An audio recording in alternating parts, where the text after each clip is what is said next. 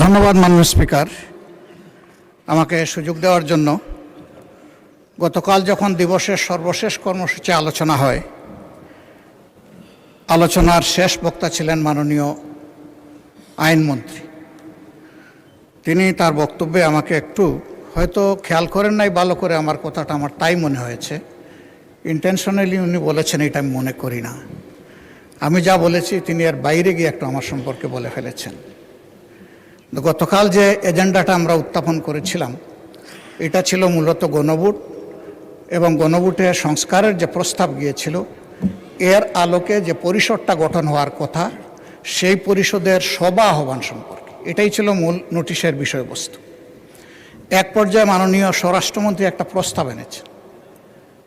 এই প্রস্তাবে আমার বক্তব্যে আমি রেসপন্স দিতে গিয়ে বলেছিলাম, যেহেতু আলোচনাটা হয়েছে সংস্কার পরিষদের উপর, যদি এইটাকে কেন্দ্র করে কোনো কমিটি, বিশেষ কমিটি গঠন হয়, তাহলে আমরা ইতিবাচকভাবে সেইটা ভেবে দেখব।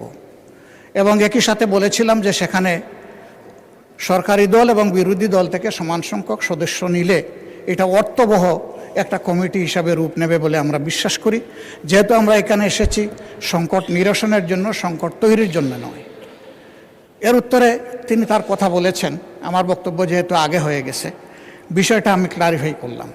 কিন্তু যেহেতু এটা জন আকাঙ্ক্ষার বিষয়, গণভোটের বিষয়, প্রায় 70% মানুষের রায়ের বিষয়, আমরা প্রত্যাশা করেছিলাম যে আপনার মাধ্যমে প্রতিকার পাব এবং সিদ্ধান্তের জন্য আমি আপনাকে আহ্বান জানিয়েছিলাম। কিন্তু কোনো সিদ্ধান্ত হলো কিনা আমি বুঝতে পারি নাই। এই বিষয়টা আপনার কাছ থেকে আমি স্পষ্ট জানতে চাই। ধন্যবাদ মাননীয় স্পিকার। মাননীয় বিরোধী দলের নেতা।